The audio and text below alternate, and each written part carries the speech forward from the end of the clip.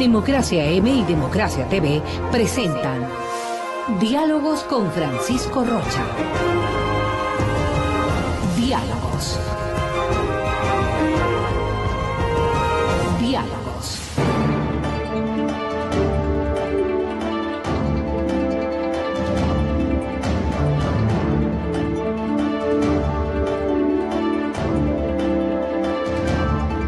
Buenas tardes amigos, nos estamos encontrando ya en Diálogos, Democracia TV, y saludos a nuestros amigos de la 920 AM, Radio Democracia, la radio de la gente.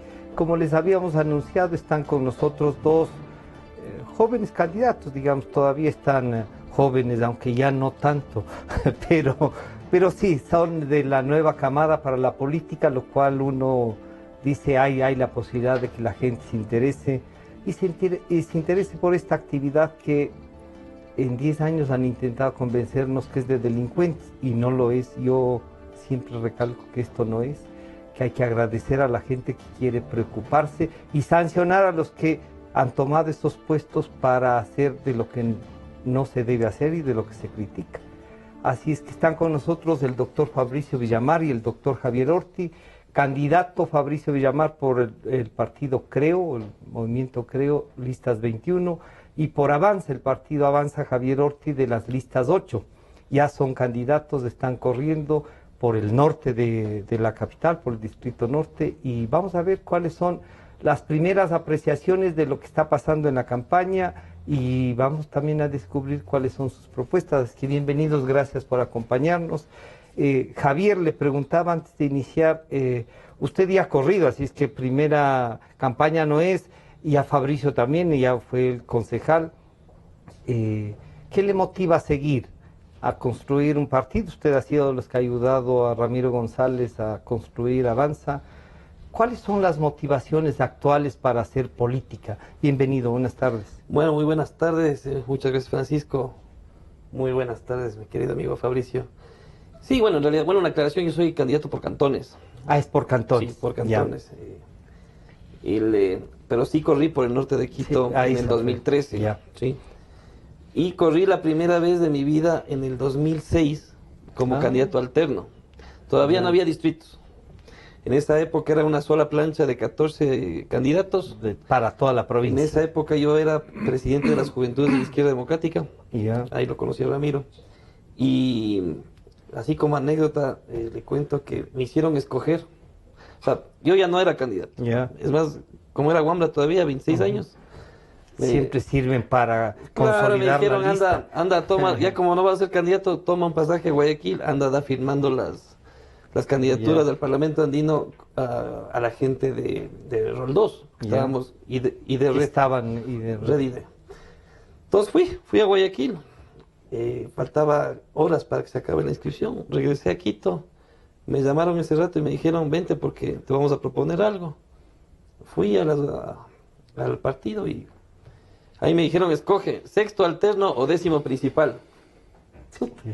Dije, como recién voy a comenzar, más seguro sexto alterno. Ya. No sabía quién era mi compañero de fórmula. ¿Pero eso qué significa? ¿Que es militancia o que falta organización? No, militancia. Al final del día salí de la oficina del Res Mallejo, yo me acuerdo. Yeah. Sí, de ella. Y me encontré con John Argudo. Me dijo, Javiercito, vamos a correr juntos. Él era el principal. Ahí se conocieron. Ya nos conocíamos, pero no sabíamos que íbamos a correr juntos. Porque ahí no es que uno escogía su alterno, ¿no? Sino que el partido decía, este es tu alterno y punto. Yeah. Así que ahí comenzamos el tema político partidista, digamos. Javier, la militancia tiene estos temas de que cuando uno es militante dice requerimos tu apoyo en esto y no estamos pensando en qué es primero, décimo o séptimo, ¿sí?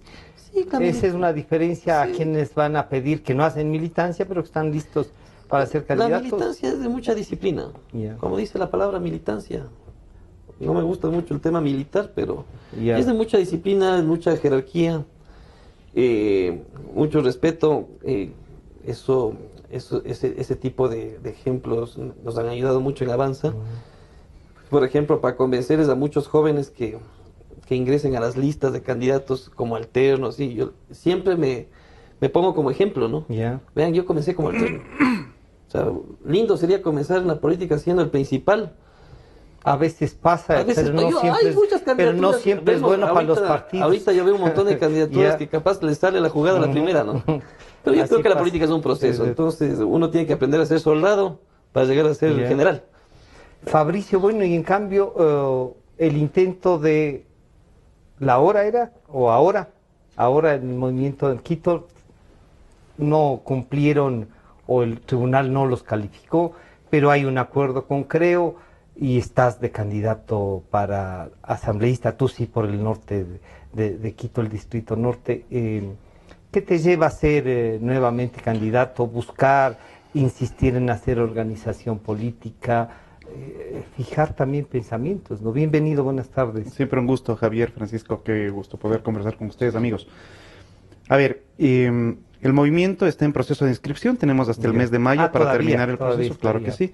Hemos entregado más de 195,000 firmas, por lo tanto vamos a hacer una organización calificada. Como parte de la plataforma Compromiso Ecuador, nosotros suscribimos un acuerdo con Guillermo Lasso en el mes de febrero anterior, que pasó por la aprobación de una plataforma legislativa, que es lo que nosotros estamos presentando en este momento como aporte a la candidatura de Guillermo, porque yo sí creo en la política de procesos, y parte de esto implica, tú quieres llegar a la asamblea para hacer qué. Ya. Y nuestra plataforma legislativa es, hay que llegar a la asamblea para recuperar las competencias que este gobierno le quitó a la ciudad de Quito, por ejemplo. Este es el gobierno que le quitó a Quito el Fonsal. Este es el gobierno que le quitó a Quito la posibilidad de construir infraestructura educativa e infraestructura de salud. Pero no era más bien por esta nueva constitución que determinaba que esos son tareas del Ejecutivo y que los gobiernos seccionales se dediquen a lo que es, o tú encuentras que también es una... Es precisamente al contrario, Francisco. Recién en la reforma constitucional del 3 de diciembre del año pasado es que se aprueba el quitarles las competencias a los municipios, entre esos el de Quito. ¿Por qué para nosotros es importante recuperar la competencia de la educación? Porque cuando tú sales a conversar con la gente y le preguntas, ¿y su guagua dónde quisiera que estudie? ¿En el Benalcázar o en un colegio fiscal? La respuesta unánime es... Benalcázar. Porque nosotros en Quito tenemos una noción clara de que la educación tiene bastante que ver con cómo va a estar tu futuro. Si es que tú tienes buena educación, tienes capacidad de acceder a un mejor trabajo, con un mejor trabajo, mejores ingresos y con eso superación que personal. ninguno de los otros públicos regentados por el Ministerio de Educación son buenos. ¿Tú crees que hay grandes diferencias? Yo creo que existen grandes diferencias con grandes excepciones. Ya. Me parece que de las grandes excepciones son el Montúfar, el Montalvo, el Mejía, que son estos colegios emblemáticos del 24 de mayo, el María Angélica Hidróbol y Patia Cárdenas. Los jóvenes, ¿eh? Sí, pero con un adicional. Acabo de estar en una reunión con dirigentes barriales y me dicen, ¿cómo va a ser posible que yo, que vivo por el estadio de la Liga, me manden al Guagua en el colegio fiscal a estudiar en Nono? Entonces, no es posible que tú obligues. Otra limitación pero por más. supuesto. Entonces, ¿cuál es el concepto general que tú tienes que mantener en esto? Educación de calidad cerca de casa. Cuando tú tienes un gobierno que ha concentrado tanto el poder como este, y que se ha dedicado a coartarte libertades como esta que es absolutamente básica de decir, ¿dónde quieres que estudie tu guagua? Y garantizarle la posibilidad de que estudie cerca de tu casa. Exactamente. ¿Ya? Entonces tú dices, es momento de recuperar libertades. Entonces, tú tienes... la motivación no solo es política, sino también motiva a que las libertades que supongo sientes que han sido conquistadas. Esa es precisamente una propuesta absolutamente política. Mira. Hay ratos en que, como tú comenzabas esta entrevista diciendo, se ha dicho que la política es mala. Analicemos. Hay periodistas buenos y hay periodistas malos. Eso no hace malo al periodismo. Hay médicos buenos y hay médicos malos. Eso no hace mala a la medicina. Y hay políticos buenos y hay políticos malos y eso no hace mala a la política. En tal sentido, ¿qué es lo que nosotros estamos pretendiendo aquí? Volver a tener la calidad de la representación de la política quiteña y su influencia en la política nacional que se ha perdido en los últimos 10 años. Para volver donde Javier, una consulta previa para continuar después con el debate. ¿Cómo te describirías? ¿Estudiaste Derecho? ¿En la Católica? ¿En dónde fue tu escuela, tu colegio? ¿En qué barrio naciste? Un poco para que la gente, ya les has dicho como candidata a concejal, Javier también, pero un poco recuérdale en cuál ha sido tu carrera en educación y cómo llegas ahora. Vamos a hacer el recorrido completo. Por favor. Fabricio Villamar, hijo de Fabián Villamar, nieto de don Pedro José Jácome, quien fue alcalde del Puyo en los 70s.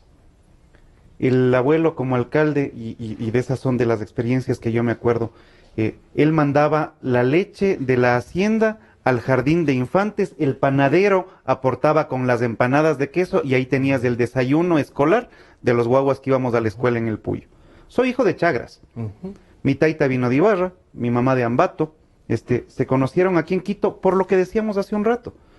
La calidad de la educación es la que te define cómo vas a tener tu futuro. ¿Dónde vas a vivir?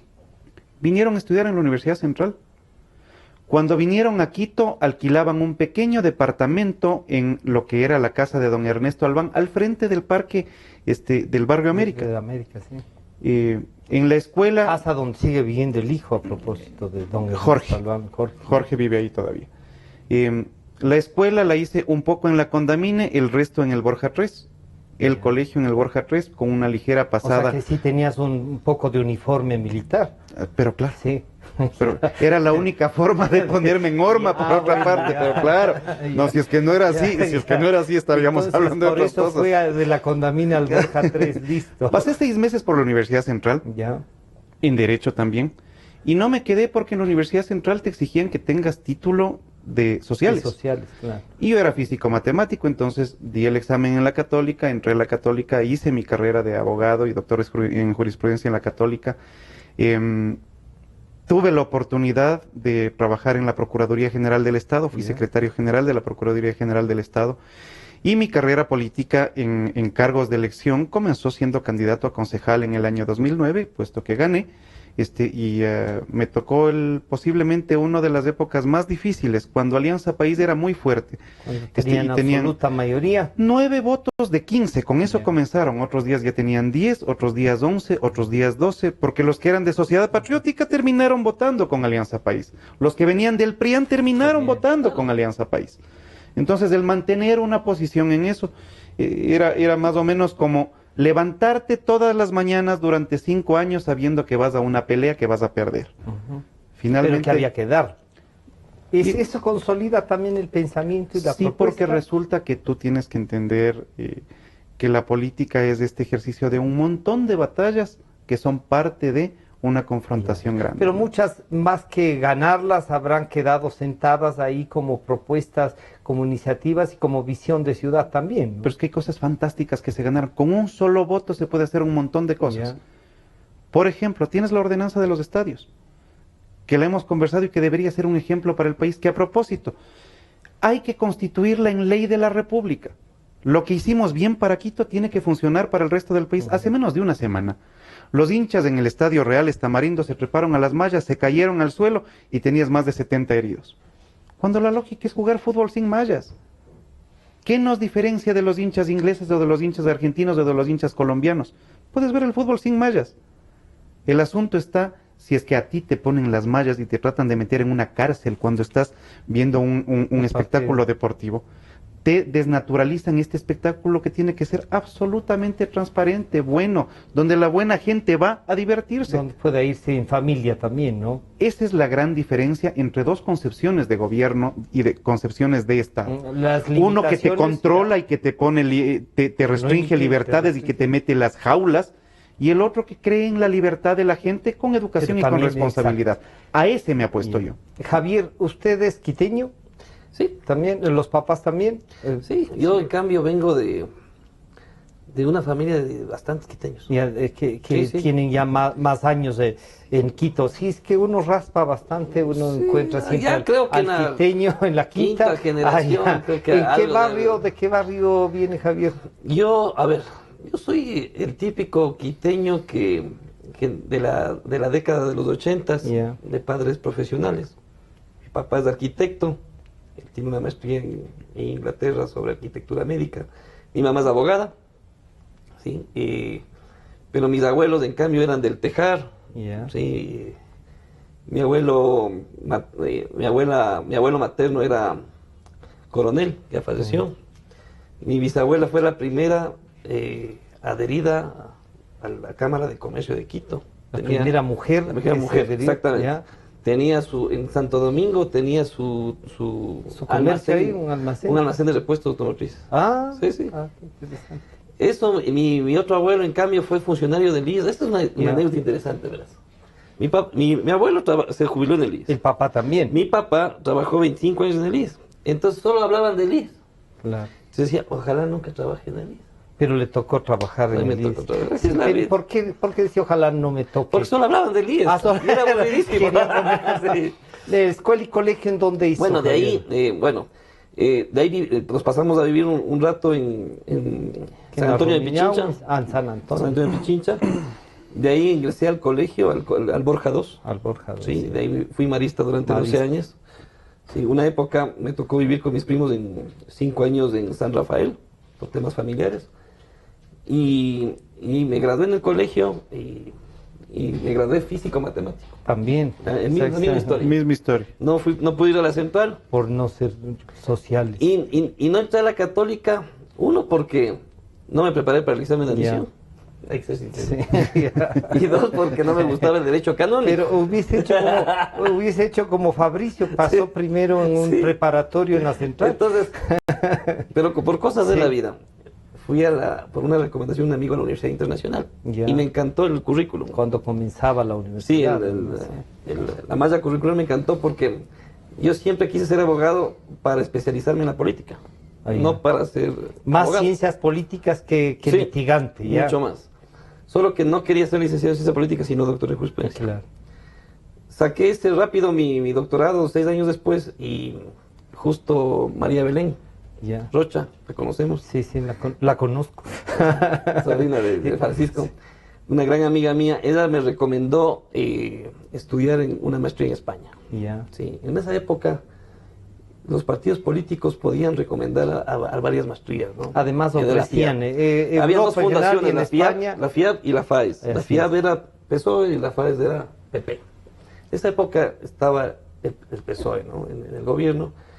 Y una de las principales características de esta maestría era que para poder entrar uno debía tener varios certificados de varios dirigentes políticos. Entonces me recomendó Borja, me recomendó Vallejo, me recomendó Paco Moncayo, Efraín Cosías, Ramiro González, etcétera. Y pude acceder a esa beca. Es una beca completa. Sí. Estudiamos ahí y luego ya me especialicé en temas políticos en varias universidades de algunos países, ¿no? Entonces, yo creo que cuando decimos del tema político, de tratar de recuperar la racionalidad de la política. Pasa por la formación, Javier. Pasa por la formación y uno tiene que aprender a decir, yo soy y me considero un político formado en política. Y quiero hacer, un profesional de la política. Quiero hacer una actividad profesional. Y quiero, o sea, no vivir de la política, pero sí profesionalizar a la política, que es totalmente diferente, rescatando esa convicción de servicio. Así que eso a breves rasgos lo que me ha pasado en la vida, ¿no? Más o menos este ha sido el recorrido. Pero usted trabajó en el BIES. Yo he trabajado con Ramiro González, la última etapa, digamos, para cargar un poco con este gobierno. Yo comencé trabajando a los 19 años en el municipio de Quito, con Efraín Cosías. Él me metió el bichito de la izquierda. De 19 años yo era un mensajero que iba del municipio a los juzgados y mi misión era traer las boletas de encarcelamiento porque yo trabajaba en habeas corpus, cuando el habeas corpus se manejaba en el municipio. De ahí, de ahí me fui a la maestría, regresé, pero en la mitad de la maestría Ramiro González nos visitó a la maestría, justo cuando cayó Rusia, año 2005. Le conseguí una conferencia y me propuso que al regreso vaya al Consejo Provincial. Entonces de ahí comencé en el Consejo Provincial. Luego se lanzó la vicepresidencia, yo me quedé ahí un nomás ahí con Baroja porque no coincidíamos mucho. Y después él me solicitó ser su secretario particular en el IES. Y después yo ya pasé a manejar un poco el tema del BIES. Eso fue lo último, ¿no? Sí. En el BIES. Y después me fui a ayudar un poco a Byron Pacheco en la Asamblea Nacional. También. Y de ahí regresé donde Ramiro en el Ministerio de Industrias. Bueno, como ven ustedes, recorrido ya tienen, ¿no es cierto? Pero ahora tienen una propuesta. Más recorridos que piedra en huelga. Pero ahora ya tienen un tema que es de mayor trascendencia, diría. No es que lo otro no sea. Pero la legislatura, si bien van a ser electos el uno por el norte o el otro por los cantones, y la ciudadanía vota a favor de ustedes, ya es una propuesta de visión nacional. Y esta sí es una política que tiene que ver con las actividades. ¿Cómo ven la nueva asamblea? ¿Qué propuestas tienen ahora sí, Fabricio? Yo creo que ahí hay un espacio previo que hay que discutirlo con la ciudadanía. Ya. Y el espacio previo es cómo se llega a la asamblea y hay que contarles a los ciudadanos. Porque a ratos siento que por bien hacer los ciudadanos dicen vamos a mandar a las mejores personas a la asamblea, cuando la ley lo que dice es que se asignan los espacios en la asamblea a los partidos. Y por lo tanto, cuando un ciudadano hace una rayita por el uno, por el otro y por el otro, desperdicia el voto. Desperdicia el voto. Tú dirías que entonces esta vez hay que votar en plancha. La primera cosa. Yo creo que hay que votar si es que quieren ayudar, por la organización política que les permita salir de lo que hemos vivido en estos 10 años. Ya. Si es que la gente quiere salir de lo que hemos vivido en estos 10 años. Si es que la gente quiere continuar lo que ha pasado en estos 10 años, 4 u 8 años más, siga votando por país. Nosotros estamos planteando una alternativa, en primer lugar, para lo que habíamos discutido en la primera parte de este programa, que es cómo recuperamos libertades para los ecuatorianos. Lo segundo, yo creo que hay que buscar cómo les mejoramos las condiciones económicas a los ecuatorianos.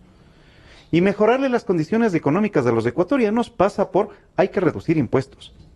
¿Y dónde se reducen los impuestos? Pero la reducción de impuestos pasa porque, no te olvides que es una iniciativa del presidente. Sí, pero los impuestos se crean por ley. Ya. Y las leyes se hacen en la asamblea. Por lo tanto, si es que la gente quiere reducir impuestos, que vote por quienes queremos reducir impuestos. Si la gente quiere contribuir a luchar contra la corrupción, que no vote por los que están cercanos al partido de la corrupción. Me parece que esa es una primera definición antes de llegar al que hay que ir a hacer en la asamblea. Lo segundo, nosotros tenemos que tener una plataforma propia. El ejercicio de la distritalización de los territorios para la elección de los representantes te obliga a que quienes vamos a representar un distrito hablemos de las necesidades de ese distrito. Javier tendrá que hablar de las necesidades en los cantones. Yo voy a hablar de las necesidades que tenemos en Quito, en el sector norte, que es el lugar por donde voy a ser electo. ¿Distorsiona la parte de la visión nacional que debe tener o no? No, mi querido Francisco, porque tú puedes ser representante de tu territorio y actuar con noción nacional, que eso es lo que te pide la Constitución. Entonces tú tienes que llevarle al Congreso, tú tienes que ser el representante de la gente de tu distrito en la Asamblea. Ese es el ejercicio que hay que hacer. ¿Cuáles son los problemas entonces del norte de Quito? Tú tienes un problema de delincuencia, tú tienes un problema de falta de empleo, tú tienes un problema de la ubicación de los centros de estudios, tú tienes un problema de el bloqueo que tienes para que los estudiantes puedan acceder a las carreras que quieren y no tienes universidades en el norte. Entonces tú generas además un problema de tráfico que termina concluyendo en problemas con el municipio. Pero cuando dices no tienes universidades en el norte, ¿qué significa? ¿Que físicamente deberían estar ahí? Porque también las universidades en ciudades más grandes salen de las ciudades. Justo Francisco, el problema que tú tienes es que la política de Estado hace que tu hijo, si es que no aprobó con suficientes puntos el examen, no vaya a estudiar ni en la Central, ni en la Politécnica, sino que te mandan al Guagua al Puyo, te mandan al Guagua a Machala o te mandan el Guagua a Cuenca. Entonces sale muchísimo más caro. Salió excelente, o sea, los 19 y 20 si es que alcanzan aquí, los otros a donde les toque. Con un adicional, ¿dónde alcanzas 19 y 20? Cuando la educación es realmente competitiva como la educación quiteña, tú tienes un problema una cosa es sacarte un 19 en el Mejía y otra un 19 en la escuela de Malchingui. Claro. Pues. O sea, ahí tienes que diferenciar lo que está sucediendo aquí. Conversaba el otro día con los estudiantes universitarios. Están estos 10 años, lo que están haciendo es una juventud de chicos no felices para que alguien no vaya a leer que son infelices, porque están estudiando carreras que no quieren, pero tienen que estar en la universidad. Javier, la propuesta de Fabricio inicia con una base en la educación. ¿Usted diferenciaría otra con los cantones o primero también hay que enfrentar la educación para que incluso promover la actividad esta que le ha gustado tanto a usted, que es la política? Bueno, sí, el tema de cantones es totalmente diferente, ¿sí? Y nosotros primero queremos recuperar esa representatividad de los cantones. Pues resulta que 7 de cada 10 ciudadanos que viven en Rumiñahui, en Mejía, en Cayambe y en el noroccidente, donde están los bancos Pedro Vicente y Puerto Quito, no saben quiénes son sus asambleístas. No tienen la menor idea. ¿Quiénes serán? Ahí entraron 3 verdes. ¿Y qué han hecho por ustedes? Peor. Entonces, ¿pero y cómo se sienten ustedes? No sé, ahí el CNE nos llama, hay distrito 1, norte de Quito, distrito 2, sur de Quito, distrito 3 parroquias. Y el CNE le llama el resto de la provincia de Pichincha, o sea, como que lo que falta, sí, lo que sobra. Falta ya. Entonces, vamos a recuperar esa representación. Otra cosa, lo que se quejan, no sé, ha habido asambleístas y no les ya van a Quito nunca. Y se quedaron allá. Ya no bajan solo para las elecciones. Entonces, el cambiar esa mentalidad de ser un asambleísta, no solo de escritorio y del pleno, que al final del día se reúnen martes, miércoles y jueves, porque los de provincia tienen que viajar. Entonces, los lunes y viernes hay que bajar al territorio, ¿sí? Luego, en cantones, si es cierto, la educación es muy importante, como decía Fabricio, y acercar la educación a la gente. Que no tengan que salir. Pero incluso. Nosotros más nos estamos enfocando al tema productivo, ¿no? Más allá de que a nivel general, quienes entremos a la asamblea, nos vamos a enfrentar a un tema político fuerte, ¿no?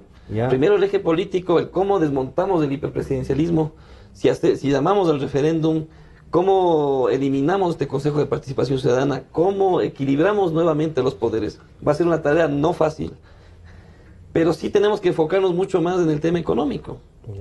Y nos tomamos, no con la sorpresa, pero sí con la realidad, de que en los cantones el 75% de la gente vive de los micro, pequeños y medianos emprendimientos.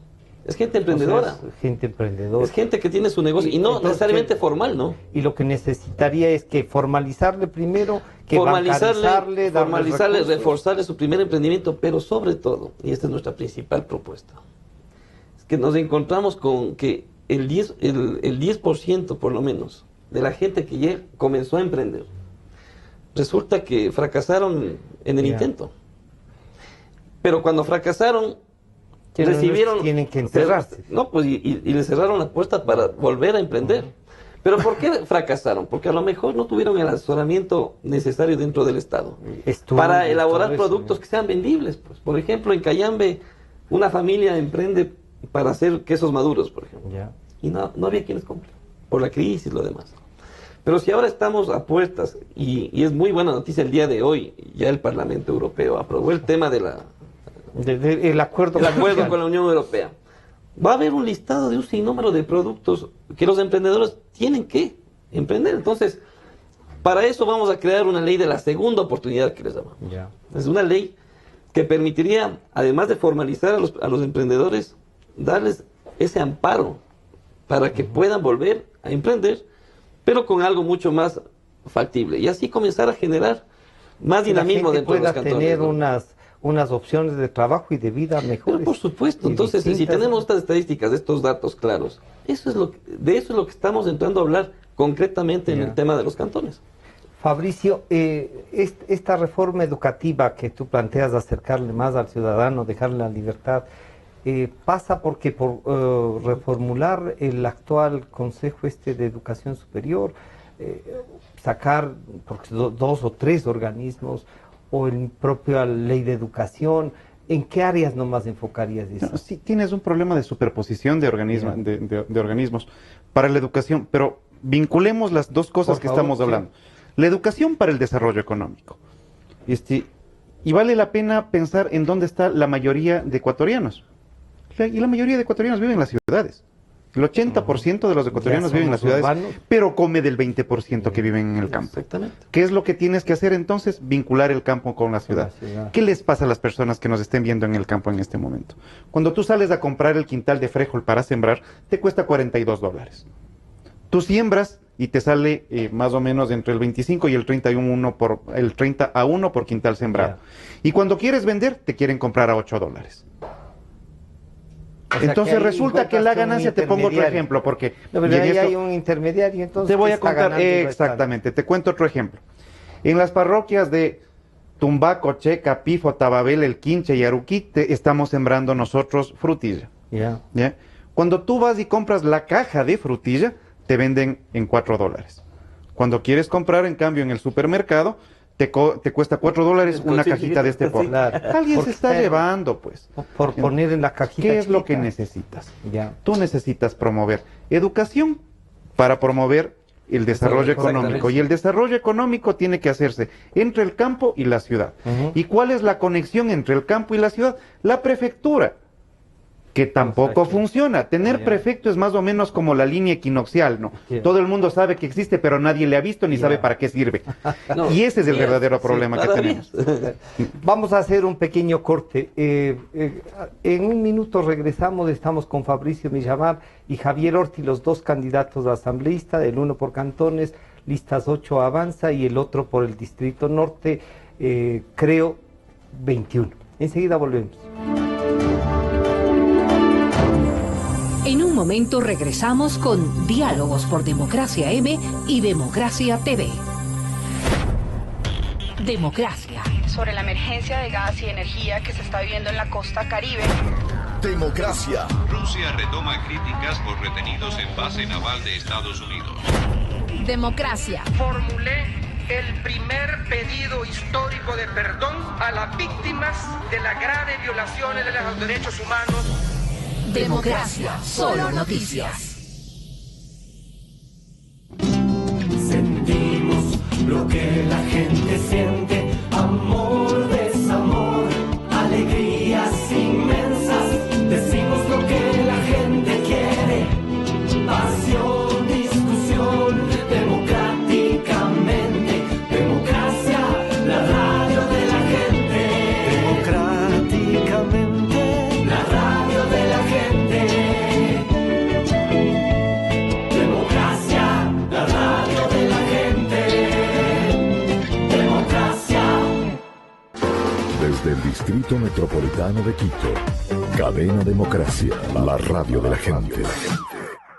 Francisco Rocha está de vuelta con Diálogos por Democracia M y Democracia TV.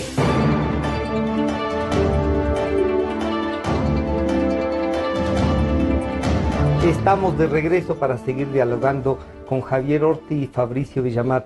Javier, un análisis del momento político. El gobierno tiene propuesto este momento el tema de la ley de plusvalía, tiene también una discusión vía regulación que es el encaje bancario, que ha generado alguna discusión.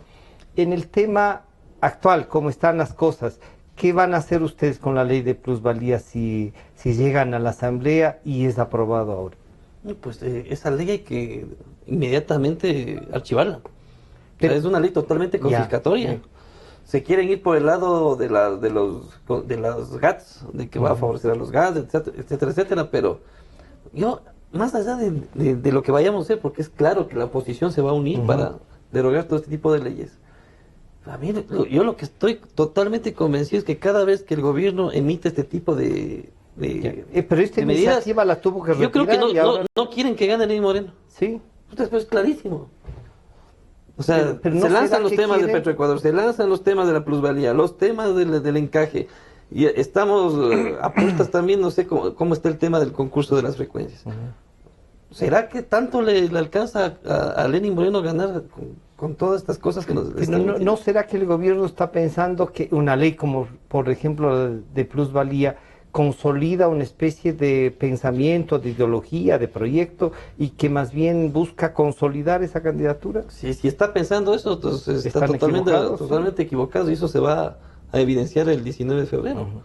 Y en el tema del encaje bancario, algo que estaba prohibido, que el banco, y no es un banco, el Banco Central no es prestamista, pero sigue prestando, dándole... Hoy le escuché al ministro Rivera que algo quería explicar, que lo mismo pasa en Colombia, lo mismo pasa en Chile. Se confundió un poco entre encaje bancario y lo que se está depositando en el Banco Central, pero es totalmente claro que en vista del exceso de liquidez que existe en la banca, porque no tienen a quién prestar, y también la gente no quiere endeudarse en este momento para invertir absolutamente en nada, le quieren sacar un poco más para seguir financiando. Para gastarse y no para resguardar. Tenemos un Estado totalmente obeso que hay que financiarlo, pues, y a este Estado es el que nosotros, si es que tenemos un presidente que no sea de ese país, y tenemos una mayoría en la Asamblea, es un Estado que va a entrar en dieta permanente, porque hay que adelgazarle lo que más se pueda, porque no es un modelo que ya no da más.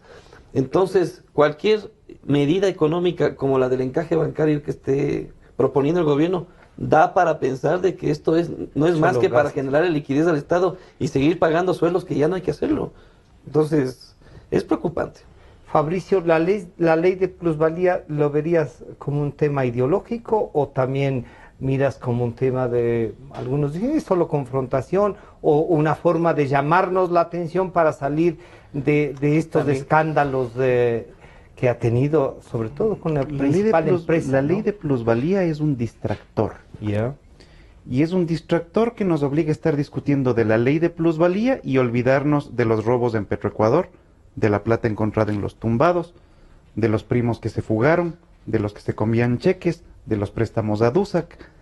Entonces me parece que hay que centrar la atención sobre lo verdaderamente importante. Sin embargo, sí vale la pena decirle a la gente que es una ley, en primer lugar, repetitiva. Porque cuando tú pagas al municipio el impuesto de mejoras, ya le pagas por las mejoras que se están haciendo. Y lo que intentan ahora, el presidente que dice se ha hecho obra pública y es mejor. Pero la obra pública, ¿con la plata de quién se hace? Con la de los ciudadanos que están pagando impuestos. Es decir, por los impuestos que tú pagas y con los que se hacen obras, quieren cobrarte otro impuesto más, que me parece que ya es absolutamente redundante. La segunda es un cuento esto de que la plata va a ir a los municipios, porque si es que lees bien la propuesta de ley, lo que dice es que el acreedor subsidiario es el SRI. ¿Cuándo es el acreedor subsidiario? Cuando el alcalde no cobra los impuestos que debería cobrar. Y te plantea dos cosas. La primera, alcalde que no cobra es pecuniariamente responsable. Y la segunda, si no cobra, cobra el SRI. Lo que les quiere es provocar pero falta una cosa, Francisco, de decir que es bien importante.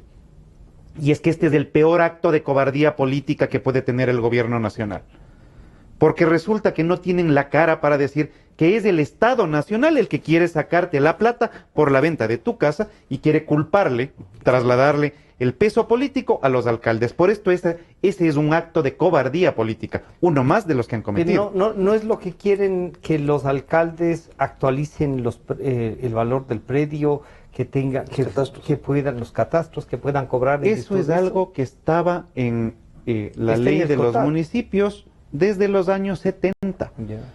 Todos los alcaldes tenían la obligación de cada 2 años hacer un reavalúo, porque evidentemente tu casa no vale hoy lo mismo que valía en 1970. ¿Sí? Entonces, esto lo que consiguió es llamarnos la atención de las otras cosas que están pasando. Hablabas del encaje bancario hace un rato. ¿De qué se trata el encaje bancario? El encaje bancario es este valor que todos los bancos tienen que depositar en el Banco Central. ¿Para qué? Para garantizar en el caso de que tengas emergencias, para garantizar los depósitos, para tener liquidez. ¿Y qué es lo que pasó? Antes era el 2% y ahora lo subieron al 5%. En porcentuales, 150% más de un día al otro. ¿Cuándo? En el mes de diciembre, en donde casualmente tienes que pagar nómina. Y el verdadero problema que tienes es que esa plata que es tuya, que tu banco lo pone en el Banco Central, pero que sigue siendo plata tuya, ahora el Banco Central le puede prestar al gobierno. Ese es el verdadero problema. Ahí hay un conflicto. El doctor Hurtado, y usted nos decía hace un rato, hay que achicar el Estado vía sueldos, vía algunas cosas, seguramente eliminar algunas instituciones. El doctor Hurtado decía que el vicepresidente Moreno, el ex vicepresidente, mientras ejerció esa vicepresidencia, cobró $3.900.000 de viáticos. Entonces, esa es una nueva forma que han encontrado en este gobierno para enriquecerse. él hacía un cálculo y decía son $50,000 mensuales, $1,600 diarios. ¿Cómo legislar o cómo cuidar a través de la fiscalización, supongo yo, que esto no siga pasando? Que la nómina no sea solo los sueldos, sino que además ha habido gente que cobra $3,900,000 en 6 años. Oh, pues el tema de viáticos es una de las tantas rubros que hay que fiscalizar, hay que revisar. Lo que hay que hacer es una reforma integral a toda la estructura del Estado. Saber qué entidades sirven y qué no sirven. ¿Cuánta gente está ahí? Yo sé que puede ser que eso ocasione un montón de desempleo y tal vez la gente que está en el gobierno está temerosa de que a partir del próximo... Muchos ciudadanos deben decir, estos nos pueden mantener, los que anuncian recortes pueden venir a... Otro día conversaba yo con un constructor, él me decía, entre las varias situaciones de la crisis de la construcción, es que los principales clientes, que en realidad eran funcionarios públicos, hoy no quieren endeudarse porque no saben si va a ganar o no Lenín Moreno y van a mantener sus puestos de trabajo. O sea que este sí era un proyecto de hipoteca. Exacto. Entonces, no, para mí era una burbuja de cristal.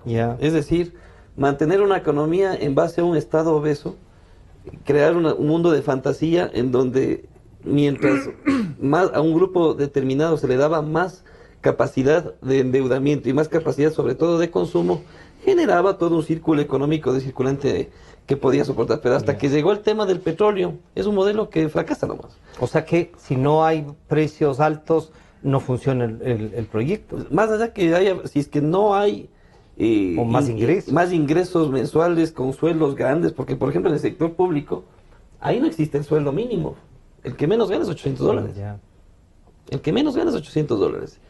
Y eso genera eso generó durante mucho tiempo cierta estabilidad económica que al final del día terminó siendo una fantasía, porque eso dependía mucho de los ingresos que tenga el Estado a través del petróleo para que se pueda pagar esto. Pero como ya no hay esos ingresos, se buscan medidas como el tema del encaje bancario, como el tema de la ley de plusvalía, y qué más irán a inventar. Entonces yo no creo que nos inventen porque no van a tener tiempo. Y todo eso nos va a tocar entrar a reformar, a fiscalizar, a proponer en la nueva asamblea. Fabricio, esta fiscalización, por ejemplo, esto que dijo antes de ayer el doctor Hurtado, aquí donde están sentados ustedes de los 3,900,000 en viáticos, ¿cómo se puede fiscalizar eso? Porque tienes que fiscalizar hacia atrás y hacia adelante. O sea, me parece que es necesario que el país sepa qué pasó con la plata de los ecuatorianos en estos últimos 10 años. ¿Qué pasó empresa por empresa? Porque lo que ha levantado Fernando Villavicencio es una empresa pública. Claro. Y las otras 180... Quizá la más importante, pero... Y las otras 100... No, lo que pasa es que, Francisco, todo, ¿no? Es bastante malo haber desaparecido 2.500 millones de dólares, pero así se desapareciera uno, es malo. De tal manera que... ahora de tal manera que la ética en la administración de la cosa pública no es que tiene un precio mínimo. Aquí hay que ser absolutamente claros con qué es lo que se hizo con la plata de los ecuatorianos en todas las instituciones. ¿Pero no será esa la iniciativa del presidente Correa al proponer un pacto ético y lanzarse a esta? El único que no tiene cara para proponer un pacto ético es aquel que, forzando jueces, consigue sentencias, saca plata del país y compra bienes en el exterior y regresa a verles al resto a decir, ustedes son los que no pueden. Esa persona tiene una descalificación moral para proponerle un pacto ético al Ecuador. Pero me parece que es necesario, Francisco, sobre los temas de corrupción. Sí hay que fiscalizar hacia atrás y hay que ver cuándo la Contraloría, este Contralor que ha estado 10 años, también se hizo el gil con el gobierno. Y hay que auditarle al Contralor. Y al mismo tiempo tienes que garantizar que esto no vuelva a pasar. De tal manera que a eso me refiero con que tienes que tener fiscalización hacia atrás y para adelante también a nuestro gobierno también tienen que auditarle. ¿Tú crees que el señor Guillermo Lasso es el futuro presidente? Yo tengo la certeza de que Guillermo va a ganar. Por lo tanto, y como ustedes están sin candidato a la presidencia, voy a contar con tu voto. Pero me parece... Lo que pasa es que si el vicepresidente era Fabricio, con mucho gusto. Pero como es de los fritos, no creo. Bueno, mire, Francisco, por favor, sí. Yo creo que es necesario, en términos éticos, devolverle claridad y transparencia a la cosa pública del Ecuador. Se tiene que acabar esto de que, como es de mi partido, entonces no se le fiscaliza. Como el fiscal es mío, entonces por Dios no le topes a Capaya. Como el fiscal es mío, por favor no le topes a Alex Bravo. Como el fiscal es mío, por favor no hables nada de Merizalde. Me parece que es absolutamente necesario tener un baño de transparencia en el país. Para saber qué es lo que hicieron con la plata, empresa por empresa. Pero no quiero dejar pasar lo que hace un momento conversabas con Javier. Quito es la sede administrativa de este país. Y como sede administrativa, en efecto, nosotros tenemos una gran cantidad de empleados públicos. Pero no puede ser salida de la crisis mandar al desempleo a quienes trabajan para el Estado. Otra cosa es tener cuidado con las personas que, en cambio, lucran del Estado y están trabajando desde el Estado para el gobierno. Ahí hay que tener muchísimo cuidado. O sea, la diferencia sería entre aquellos que están trabajando para el gobierno y el funcionario público de carrera que hace... Señor, porque el funcionario público quiteño tiene que tener derecho a pensar y a votar por quien quiera, y a asistir a las marchas que por quien quiera, y no sentirse obligado a que esto suceda. Ni a poner cuotas mensuales por eso. Ni a poner cuotas mensuales, ni que te pasen el sombrero y te saquen parte de tu sueldo para pagar al gobierno que maneja el Estado para el cual tú trabajas. Me parece que eso es absolutamente necesario. Este es un tema que yo lo conversé con Guillermo Lasso en los días anteriores, porque la reforma del Estado y sobre todo el salir de la crisis no tiene por qué pasar por mandar al desempleo a un montón de ecuatorianos. Javier, una cosa que les recordaba Fabricio es que Avanza y las listas 8 no tiene candidato a la presidencia. No. ¿Van a dejar que en libertad a la militancia para que escoja o si van a direccionar también, qué sé yo, por uno o decir este es el sector por el que los que respaldan Avanza, listas 8 puedan votar? Nosotros tomamos la decisión firme de no apoyar a ningún candidato. Porque fuimos el primer partido político en proponer una unidad. Antes de que exista varias corrientes de unidades, nosotros propusimos ese tema. Escogimos una de las unidades. Tratamos de construir un propio discurso.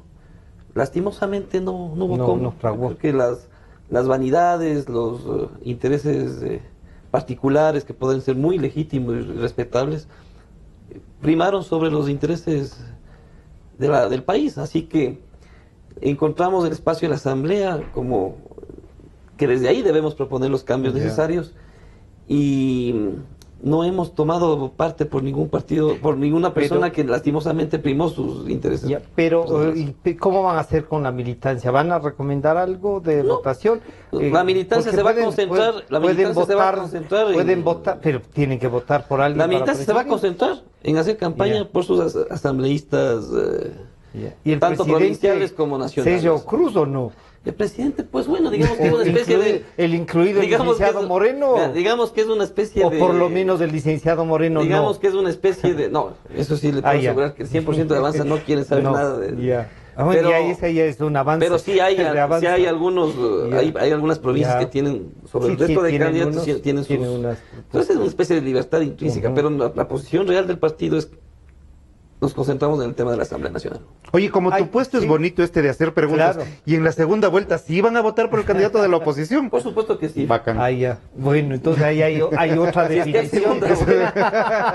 Hay que hacer que haya segunda vuelta. Hay que hacer que haya segunda vuelta. ¿Usted cree que hay la posibilidad que no haya segunda vuelta? ¿Que haya alguien que pueda ganar la primera? Me parece lógico. Es que todo llama también, tal vez en eso vamos a compartir bastante con Fabricio. Todavía tengo esta desconfianza del sistema electoral. ¿Usted sí cree que puede Sigo pasar teniendo esta desconfianza de que no todo está muy claro? Faltarán 3, 4 puntitos, veamos qué hacemos, qué calculamos. Los procesos no han sido tan transparentes. Va a haber controles electorales que nos van a ayudar a eso. Sin embargo, también veo por otro lado, como dije anteriormente, tantas acciones que se están tomando para tratar de evitar que el mismo candidato del gobierno no gane y tal vez que el presidente vuelva en 4 años. Y diga, con él estábamos mejor. Y yo veo que en cambio las otras candidaturas no despegan mucho. Hubiese sido mejor una sola opción. Vuelvo y repito, no hubo cómo. Pero de ser el caso, pues yo creo que todos estamos sintonizados, incluido Avanza, y eso que no quepa la menor duda, estamos sintonizados que esto debe cambiar y en la segunda vuelta tocará tomar la decisión de apoyar a quien esté en contra del gobierno. Hay una propuesta casi generalizada en temas de eliminar el quinto poder, el no permitir que se quede el contralor, el fiscal, los superintendentes. Ahora está de candidato también nuevamente el defensor del pueblo. ¿Cómo plantea usted vía la asamblea que esto pueda pasar? Nosotros estamos planteando vía referéndum. Ya. Hay un vacío legal. Por ejemplo, nos van a decir que si queremos eliminar el quinto poder es parte de la estructura del Estado y por lo tanto debe hacerse a través de asamblea constituyente. ¿Dónde está eso? No está en ningún sitio de la Constitución. ¿Cuál es la composición estructural del Estado? Entonces hay que darle un camino vía referéndum. Hay que darle un camino vía referéndum. Además que la crisis económica del país ya no aguanta para tener 1 año y medio de asamblea constituyente. ¿Quién va a venir a invertir con 1 año y medio de asamblea constituyente? Hay que hacer un referéndum y hacer los cambios necesarios. ¿Cuál sería el camino, Fabricio? ¿Y cómo ves? ¿Despegó ya el señor Lasso? ¿Tú crees que se consolida? Sí, este es un proceso que está avanzando y está avanzando bien. Yo le veo a Guillermo subiendo en las encuestas, le veo a Lasso, le veo a Moreno bajando en las encuestas. Pero más allá de las encuestas, que son simplemente una herramienta, es una herramienta y es una fotografía que se tomó hace 15 días de cómo están las cosas y vamos a ver qué es lo que pasa después. Lo real es que hay una sensación de hastío en la ciudadanía sobre lo que ha pasado en estos 10 años. Hay un cansancio, así hubiese sido bueno. Hay un cansancio y me parece que es necesario darle una alternativa a esto. ¿Y cuál es la alternativa? Hay que ir por el cambio. Hay que hacer lo que hacen los futbolistas cuando esto ya no va más. Hay que ir al cambio urgentemente. Y eso está sucediendo y está pasando en las calles. Esto está funcionando bien. Lo segundo que me parece que es importante tratar es, ¿y esta reforma constitucional cómo va? No es vía referéndum porque el referéndum implica la aprobación de un texto constitucional completo, pero sí es vía consulta popular. El verdadero problema que tienes es que la consulta popular tiene que pasar por aprobación de Corte Constitucional. ¿Y cuál es el problema que tienes con esa Corte Constitucional para quienes ejercen el derecho y quienes... Francisco, la gente dice que por la admisibilidad de un caso le cobran y por la resolución de un caso le cobran. Y lo primero que tienes que hacer entonces es ir a investigar si es que esta gente ha sido pulcra en el manejo de su función o no. Pero, ¿y cómo sacarías a la Corte Constitucional? ¿Vía juicio político? ¿Vía consulta? ¿Cuál sería el camino? Vía penal, Francisco. Vía penal. Porque es necesario revisar exactamente qué es lo que ha hecho esta gente. Eso no significa que se puede revisar las sentencias que han dictado. En un momento determinado habrá que revisar qué es lo que hicieron, porque el Ecuador está sujeto a un montón de dictámenes de Corte Interamericana de Derechos Humanos por todas las violaciones que han hecho. Inseguridad jurídica, lo que se Pero dice precisamente el verdadero problema que tiene este país es de inseguridad jurídica cuando tienes 31 reformas a los tributos de este país. ¿Quién las hizo? El gobierno de la Revolución Ciudadana, pues, que es un gobierno de revolución ciudadana sin ciudadanos. Entonces sí me parece que es necesario cortar esto por la vía más rápida. Pero y si el referéndum, tú decías del referéndum, tiene es solamente técnica constitucional. ¿Pueden proponer el texto completo para que sí o no? Bueno, puedes intentar reformarte y estaríamos a puertas de la Constitución número 21. Este país es 300 años. Este país es un fantástico productor de camarones y de constituciones. O sea, sí me parece que es necesario que respetar esta, sugerirías tú que se debe respetar esta que está, los procesos constitucionales, incluidas lo que te permiten las avances en el tiempo, y no hay que decir que esta Constitución es totalmente mala, pero sí permitió una captación absoluta del poder. Aquellos que decían que esta es la Constitución de los 300 años, la Constitución de la vida, la Constitución del amor, la Constitución de la paz. Aquellos que aparecían con la boca pintada y los ojos llorosos a decir sí, 1000 veces sí, por esta Constitución, que ahora denostan de la misma, me parece que hay que dar un paso y hay que aprovechar este proceso electoral, Francisco, para jubilar a una clase política que no le ha dado respuestas al Ecuador. ¿Jubilarle por el ejercicio de los 10 años o todos? Yo creo que es necesario reconocer en estos 10 años qué clase política no le dio salida para que este país prospere. Hay que identificarlos uno por uno. Parte de las responsabilidades de ustedes es de ustedes como prensa, como periodistas, investigadores, es identificar quiénes han sido los causantes de esto para poderle dar una salida al país. Javier, esta salida, si no es, o sea, van a tener que también ponerse de acuerdo cómo van a ofrecerle una salida. ¿Usted creería que, por ejemplo, al Contralor, al fiscal, al Defensor del Pueblo, se les puede hacer juicio político? Y si les reeligen, ¿ustedes estarían dispuestos a hacer ese juicio político? No se puede reelegir. O sea, todo lo que haya nacido del Consejo de Participación no se puede reelegir. O sea, no se puede mantener, mejor dicho. Ya. Porque reelegir dice ahí la ley que sí. Verán, recordemos en el 2008, la famosa creación del quinto poder. ¿El quinto poder qué era? Es una trampa. ¿Por qué?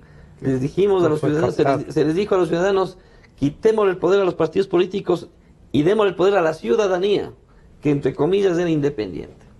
Cuando se comienza a armar el tema y comienza a funcionar el tema del Consejo de Participación, comenzamos a ver que no eran independientes los miembros del Consejo de Participación, que el principal requisito era haber sido parte o pensar igual que el gobierno. Y comienza a tener, ahí es cuando comienza a funcionar perfectamente este hiperpresidencialismo, porque a través del Consejo de Participación se nombra el Contralor, que tiene que ser pana del gobierno, el fiscal, que tiene que ser pana del gobierno, y todas las autoridades, incluida el Consejo Nacional Electoral, que por primera vez en la historia es unipartidista, cuando antes, por lo menos, era un vocal de los partidos más votados, ¿no? Y ahí se equilibraban los poderes. Se nos terminó el tiempo, pero un mensaje, ¿por qué deberían los ciudadanos de los cantones de Pichincha votar por Javier Ortiz las listas 8? Bueno, yo no pido que voten por Javier Ortiz, sino por Avanza, por los tres candidatos. Uno, por recuperar la dignidad, recuperar la representatividad y la importancia que tienen los cantones, no solo para todo Quito y Pichincha, sino para el país, porque hay varios cantones que viven de los cantones de Pichincha y varias provincias. Dos, porque vamos a impulsar dentro de la Asamblea el día a día de cómo vamos a ayudar a que la gente pueda producir, pueda emprender y pueda salir adelante. Fabricio, terminamos contigo. La propuesta final, ¿por qué debería el norte de Quito y en general votar por Fabricio Villamar, listas 21 y por Creo? Además, tú sí tienes candidato a la presidencia por el señor Guillermo Lazo. Porque creo que es necesario, en primer lugar, combatir la corrupción. Y la corrupción se combate con fiscalización y la fiscalización se hace desde la Asamblea. Creo que ese es el primer ejercicio que hay que hacer. A esta gente que se ha robado la plata que le cuesta muchísimo a los ecuatorianos trabajarla y que la pagan de buen agrado. Francisco, vas a ver el día 2 de enero a la gente haciendo cola para pagar los impuestos. Ese es el quiteño común. El 54% de los impuestos que se recaudan en el Ecuador los pagan los pichinchanos. Y reciben el 1% del presupuesto general del Estado. A esa gente hay que devolverle confianza. El ejercicio de fiscalización es absolutamente necesario. Fiscalización seria. Porque no creo que se necesite una cacería de brujas. Lo que hay que tener es fiscalización y justicia. Pero no esta justicia. Me parece que es necesario devolverle independencia a la función judicial. Y lo segundo, porque si es que este país tiene un problema económico tan fuerte, necesitamos generar trabajo y bajar impuestos. Y eso es lo que nosotros tenemos como plataforma. Como plataforma. Bueno, ustedes ven que están dos candidatos, comienzan ya la campaña, tienen propuestas. Les vamos a invitar y a hacer un seguimiento a lo que estén haciendo en campaña. Siempre un gusto, Francisco. Y qué temas adicionales van a proponer, porque se queda corto y ya tenemos una visión de lo que están pensando. Bueno, el país debe felicitarse, un proceso electoral siempre es bueno. ¿Cómo garantizarnos de que se respete? Ya también es tarea de todos los ecuatorianos. Tienen dos candidatos, Fabricio Villamar, listas 21, el partido Creo, y Javier Ortiz, listas 8, el partido Avanza. Nos encontramos el día de mañana. Gracias nuevamente a ustedes.